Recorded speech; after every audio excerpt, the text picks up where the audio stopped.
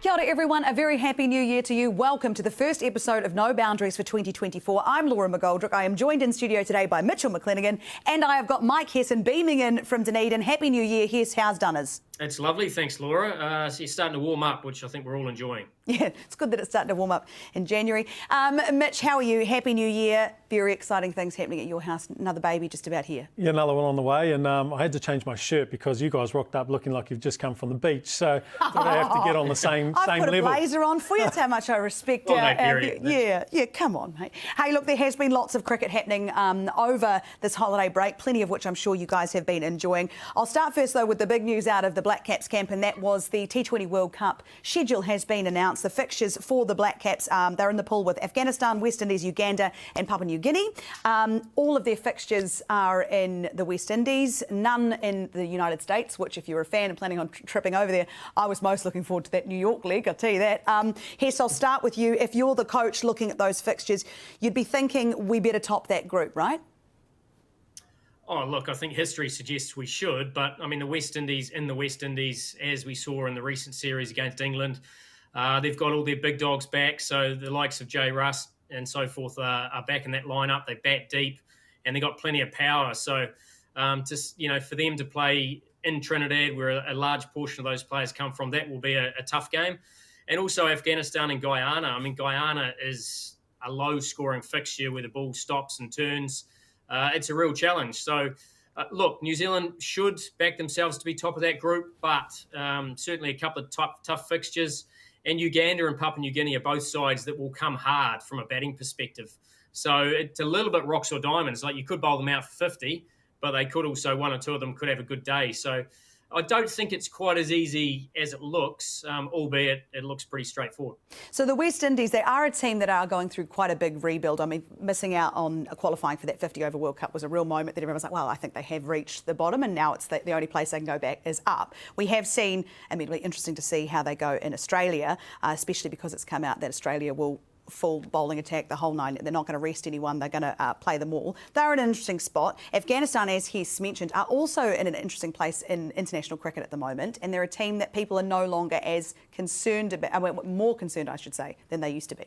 Well, I saw the fixtures come out and I saw Afghanistan, who have been a high-quality side of recent times. I mean, they could have made the semi-finals if it wasn't for Glenn Maxwell in the One Day World Cup. They're improving. They're very dangerous. And then I saw them playing New Zealand in Guyana. And as Hess alluded to, Guyana is very low and slow. A couple of years in the CPL, every time we went there, it was very difficult to score against spin. Rashid Khan played for Guyana for many years, knows the conditions. A lot of the Afghan players actually play in the CPL. They know the conditions, probably better than a lot of the New Zealand side that's going over there. If there's one place I didn't want to play Afghanistan, it's probably Guyana. So if there is going to be a loss for New Zealand in that pool play, I believe it'll be in the first game. Here's hoping that it's not, but I just got a feeling you make sure that you get there early, you do all your prep, because this could be the biggest game in the World Cup for the Black Caps. There are 41 matches in that World Cup, so it is a World Cup. It's condensed to 1 month, so it'll be a fast-paced tournament, that is for sure. If we have a look at the New Zealand side, and we've just played a T20 series here in New Zealand against Bangladesh, I got some questions, Hess. And the first thing that struck me is, OK, so they rested Kane in the end, despite naming Kane Williamson in the squad, and then Kyle Jameson as well. Then they changed the captaincy. Now, you and I've already messaged you about it. I was interested that when you are making so many personnel changes in the team and it's going through a bit of a changing of the guard, the Black Cap side, and they started with the T20 squad, why not keep consistency of leadership in Tim Southee, who has, since your reign as coach, been the T20 captain? Why move to Mitchell Santner? Is that something that we should be thinking about for this World Cup? Is that what they're maybe thinking in terms of a contingency plan in case... what is the thinking behind it, do you think? Well, I think the issue with Tim being captain of the T20 side is that he then has to play every game.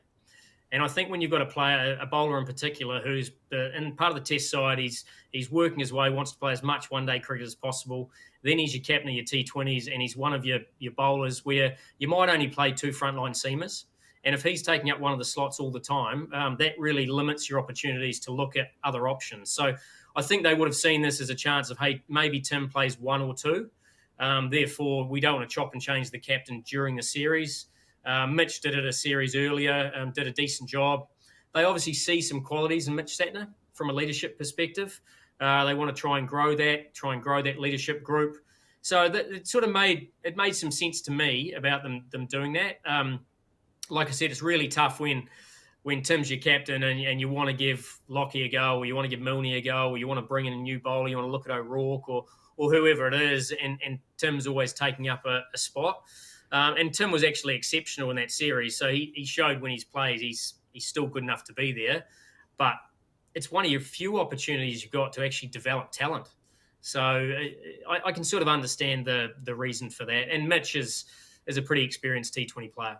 He certainly is, played all around the world. If we look at the change of the guard, as I talked about before, and the development of new players, where do you think New Zealand is at the moment with their T20 side, Mitch? Oh, look, I think they've probably pretty settled on what their squad's going to be going into the World Cup, barring maybe a couple of positions. And I'd probably like to see Rachin Ravindra actually play. I know he's not playing the Super Smash at the moment. He's on a rest and rotation policy. But I'd like to see him play a lot of these fixtures before the World Cup, because he's the type of player who, in the West Indies conditions, who plays spin well, could fit in anywhere between 1 and 5 and do a really, really good job. So he's a guy I want to see play in these series. So he's probably part of the changing of the guard. The other changing of the guard is another guy who's not playing domestically at the moment, is Adi Ashok. And where does he fit in with Ish Sodhi? Are they going to try bring him in before the World Cup? Are they going to try wait until just after? This might be Ish Sodhi's last World Cup. And that's another contentious position for me. I don't think they're going to take 3 spinners in their squad, because I think if you can include Rachin Ravindra in that squad, you've got your other left arm option. And I think Glenn Phillips right now, from what I've seen over the last 6 months, he's better than a part-timer. He's been quality. I've watched him Super Smash the other day at Seddon Park. His control of his length and his line and the variations of deliveries that he's bowling, he's become another great spinner. So I think in terms of well-roundedness, I think they're in a really good position to either take another batsman who can bowl a little bit like Rachin Ravindra and drop that spinner. So as a squad, I think they're in a nice position. Glenn Phillips will also be crucial in the, I suppose, the planning and the talking about the different conditions, given he's played CPL for as long as I can remember. He's played over there so much, so he knows those conditions very well. If we look at the batting lineup, Hess, boy, we struggled against Bangladesh in certain areas, and the batting was one of them. Would you make any changes there now? What would you be looking at? There was a lot of chat around Finn Allen and how he hadn't batted outside the first 5 overs for, I think it was 17 innings at one point there. So what were your concerns? Well, yeah, the top order was a concern throughout the whole series, really. I mean, Jimmy Neesham, to be fair, pretty much saved New Zealand's blushes on a couple of occasions through that middle order coming in at 6. And Jimmy was sort of one that hadn't really cemented his place, but he certainly showed that experience is critical through the middle. I mean, Michael Brace was another one who sort of has been missing and was a huge part of, the New Zealand success prior to his injury. So he'll fit that bill, another left-hander through the middle, another power player, and obviously another good spin bowling option. But yeah, the top order's a concern. I mean, Williamson and Conway no doubt will make a difference. Finn had a couple of misses, and then he had a chance to probably dominate that third game. He got himself to, I think, 38 pretty quickly in a low-scoring affair, and then wasn't quite able to do the job. So I've been really pleased the fact that he's been able to go back to domestic cricket and dominate, which he hasn't done for a little while. And I'm sure the New Zealand selectors were very thankful that he's done that because they've invested a huge amount in him in terms of that power player at the top. But, I mean, Daryl Mitchell moving up to 3, didn't really work. I think, his ability to bat more at sort of 5, 4-5 is probably a better spot for him. There's still some tinkering required from a seam bowling point of view. Lockie Ferguson is the other one who didn't play that series. He's just come back to domestic cricket now. He's got to show that he's got that pace and variation. Otherwise, Adam Milne, has he done enough? And that's a question. In those conditions that Mitch has alluded to, lots of changes of pace are going to be necessary. Always bringing the stumps into play. Who are the types of seam bowlers that are going to be effective in those conditions? So there's still certainly some questions to answer because, drawing a series with Bangladesh, who are really at rock bottom at the moment in New Zealand conditions, with the majority of your top team, we've got to do better than that. So I'm sure there'll be a few red flags. So we have 13 T20s before that World Cup gets started. We've got Pakistan here at home, then Australia, and then Pakistan away. So there is plenty to do. But when you see some of the big names like Finn Allen, as Hess mentioned there, goes back, plays for Auckland, does really well. I watched him at Hagley Oval play a wonderful innings against Canterbury to help get Auckland across the line. That's the kind of innings you hope to see from Finn. But how important is it that when those boys in our top team go back to play for the domestic competition, how important is it that they do well in those tournaments? Oh, very important, particularly for confidence. I think we saw Daryl Mitchell struggle during that series. We saw Finn Allen struggle to a degree. They have to go back to domestic cricket and get their confidence back leading into this World Cup, because momentum's key. You need players who are in form, because all World Cups are very short. It's bang, bang, bang, game after game. So if you take guys into a low on confidence and don't have the runs behind them or that confidence at domestic level, then you're going to struggle, and you need to win a tough fixture against Afghanistan in that first game. So that's mightily important. But it's also important that they see someone like Tim Seifert in Finn Allen's case score runs and put pressure on his position, and then you get to see Finn Allen, like you did yesterday against Canterbury, come out and actually respond to the way Tim Seifert played in that series. And that's what I want to see from guys who are in and out of the side. You want to see how they respond when they're put under pressure or someone's going for their spot. So I'm not sold on who's going to open with Conway in that World Cup. It's definitely going to be Conway. Is it Tim Seifert? Is it Finn Allen? Seifert showed a lot in this series. I thought he looked nice. One thing I'd like to see from Seifert is he looks a little bit square against new ball, particularly against spin, and looking to cut often off the stumps. And I think that's a really dangerous play when you go to the West Indies. The ball turns sharply or could stay low, and I think you've got to have someone at the top who can look straight. And when we look at that Super Smash competition, is there anyone here that stuck out for you that's putting their hand up, a late sort of charge to find themselves sneaking to that World Cup squad, do you think? I've actually been really impressed with Nathan Smith. And I know he's been around a while, but I really like the fact he can swing the new ball from wide of the crease. He can bowl slow ball bounces, which I think will be really effective in a place like the West Indies. He bowls the tough overs. He bowls good Yorkers to both left and right handers. He can hit the wide hole. He's excellent in the field. He probably hasn't contributed much with the bat yet, but he has in the past. He's one of those sort of, I guess he's an all-rounder in the making, but I think he's suited to those types of conditions in the West Indies. Lots of changes of pace, lots of, as I said, bringing the stumps into play all the time, and just really, he's quite astute in the fields that he sets. So he's impressive. Doug Bracewell, you can't forget about Doug. I mean, he's sort of showed in a couple of innings this year he's still got plenty of power with the bat to contribute if we had an all-rounder or two out. Still pretty cagey with the new ball. But yeah, those are probably two. There's some young batters. Tim Robinson's had some glimpses. He played a fine innings at the Basin, but we're just not going to get a surface like that in the West Indies. So you sort of got to try and weigh up the conditions they're playing in and how that might work in the West Indies. Yeah. What about you, Mitch? Has anyone stuck out for you in the Super Smash competition? I think Hess covered a couple of them. Tim Robinson, he's got 210 runs, striking at 200.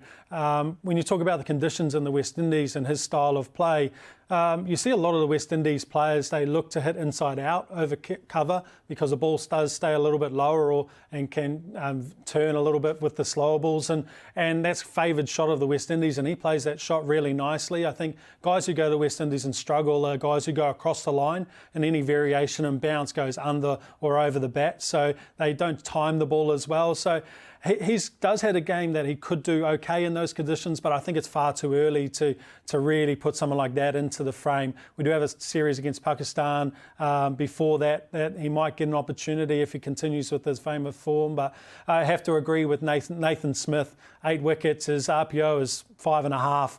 It's phenomenal so far this season. Hopefully he'll get an opportunity when guys are at the IPL to actually get an opportunity to put his name forward as either a replacement. But I don't see anyone like bolstering into that lineup. One name that Hess probably hasn't, which didn't touch on, and just the eye test from a couple of games is Jacobs from Canterbury. Devon Jacobs, I think he's a fine prospect. He's 21 years old. He's that lower order hitter that we're probably looking for, that style of player who can come out and clear the boundary from ball one, like Jimmy Neesham can do. He's just the opposite hand, obviously, version of that. And I think he's going to be a fine prospect in the future. I mean, I'd love the rest of the Super Smash. I'd like to see Clarkson put his hand up as well, and him, Bracewell and Jimmy Neesham be fighting out for maybe two spots. Yeah, Josh Clarkson I was surprised he didn't make the T20 squad before he made the one-day squad, because he'd done relatively well in the Super Smash for quite an extended period of time. So I was surprised that when he was selected, it was the ODI team first. Hess, what happens with Trent Boult? We've talked a bit about some of our senior bowlers and how you move them around if Southey doesn't play every game, and obviously Trent has, plied his trade around the world to great success. Where are we at with Trent Boult and being able to be selected for the New Zealand side for this World Cup? Yeah, good question, Laura. I don't know what the discussions have been, but clearly, Trent was obviously brought in for the One-Day World Cup. We know that he's very professional in terms of how he prepares himself. He's going to be playing in the IL T20, so he's going to be playing high-quality cricket in some conditions that will be relatively similar. So I guess the New Zealand selectors will be watching that with interest to see how he's performing. And yeah, look, I wouldn't be surprised, whether he slips straight back into that team.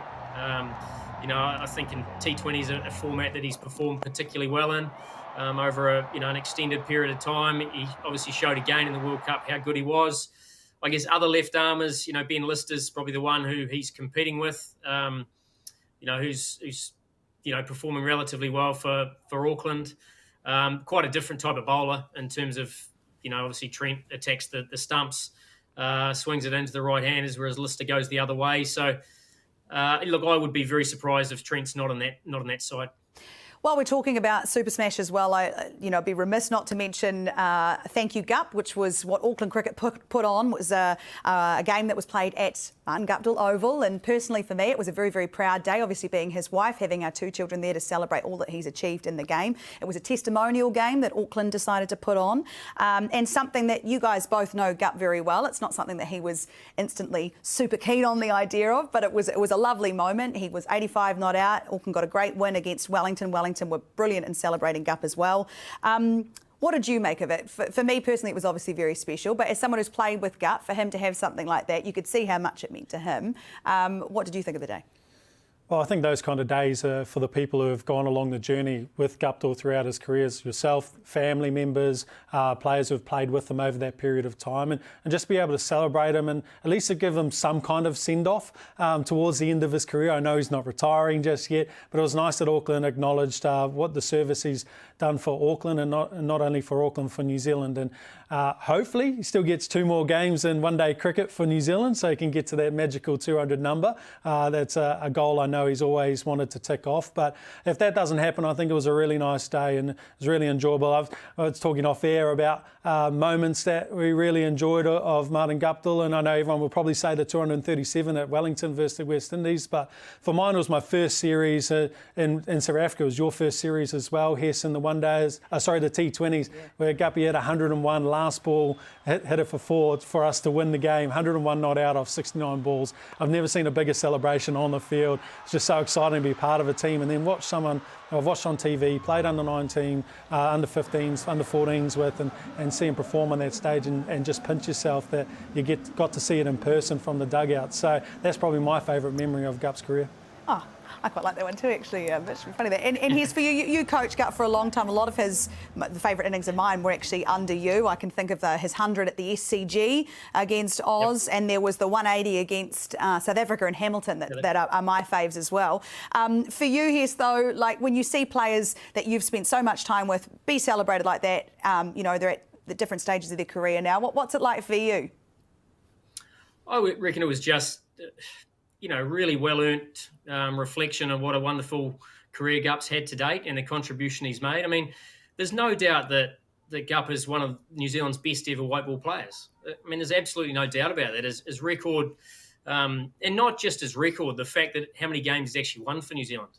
And you've talked about, some of those highlights. I remember the games in England, the hundreds, back-to-back hundreds at Lords and at Southampton, against sides that were performing incredibly well at that time.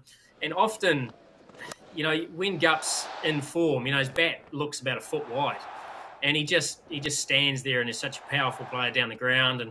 And he's got an imposing status about him and a real imposing figure at the wicket. So you always felt safe. And, Gup, when he's at his best, puffs the chest out, albeit when he was at South Africa, he didn't have a chest that time. He was about 65 kilos that game. He'd lost so much weight heading into that fixture. And the fact afterwards, I think he was on a drip for no matter how long. So it just shows how much effort he's willing to put in, for his country. And obviously Auckland as well. I think 18 seasons for Auckland is a tremendous effort. And he's always the first guy. I remember when we wanted him to have a break from time to time, he always wanted to go back and play for the Aces.